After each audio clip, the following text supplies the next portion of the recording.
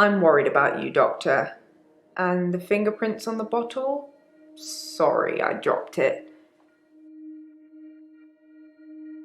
I've been reviewing your files. I know, I'm sorry, a bit naughty, but have you considered that Mariana may have murdered Dr. Dekker because of the money she owed him? She had most to gain. She got all the money if he died, and it makes most sense, doesn't it? You just seem a little different from the person who turned up all those weeks ago.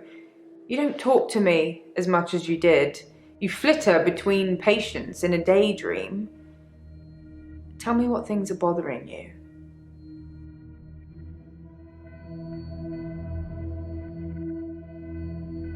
Don't joke about going insane, Doctor. That's one thing I can't let happen on my watch. If you become insane, then I'll snuff you out.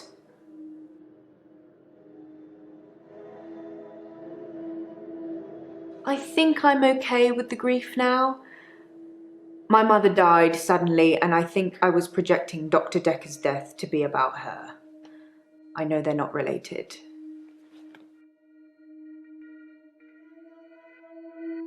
Dr. Dekker had, in my opinion, become clinically insane, and it was rubbing off on the other patients. Maybe I would have put a stop to it, but I didn't need to. The grandfather paradox did that for me. Dr. Dekker killed his grandfather by going back in time.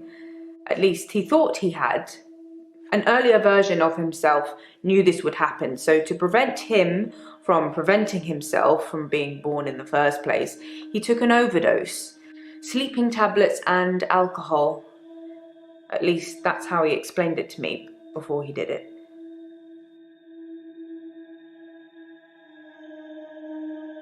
My mother died suddenly, like Dr. Dekker. For her, though, it was different. She burst into flames. I was 7.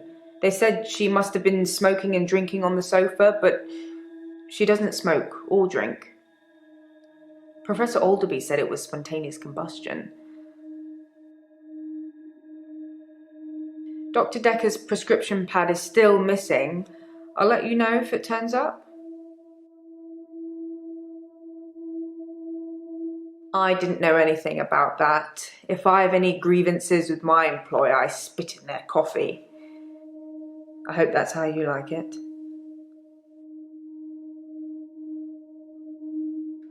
Don't become like Dr. Dekker. I think that somebody killed him because he was using them. There's some footage I can't show you because it would affect you too much. Suffice to say, when Mariana told him she could breathe underwater, he wanted the same power for himself.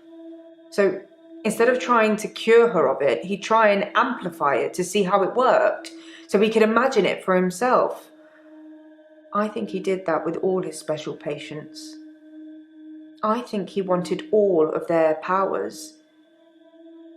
If you believe in that sort of thing.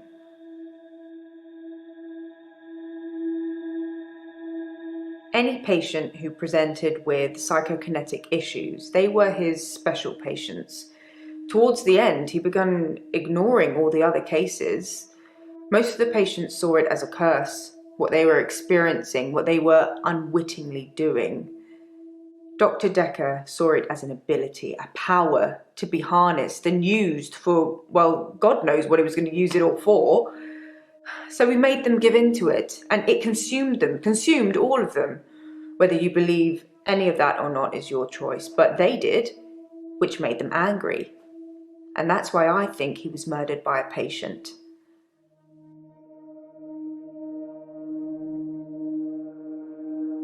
It's not your job to find out who the murderer is. It's the police. You can only point them in the right direction. Murder is a means to an end. There's a lot more going on here you should be thinking about. A fictional space god that's resting at the bottom of the Atlantic. It's not likely, is it? Or maybe you think it is. Have you spoke to Mariana today?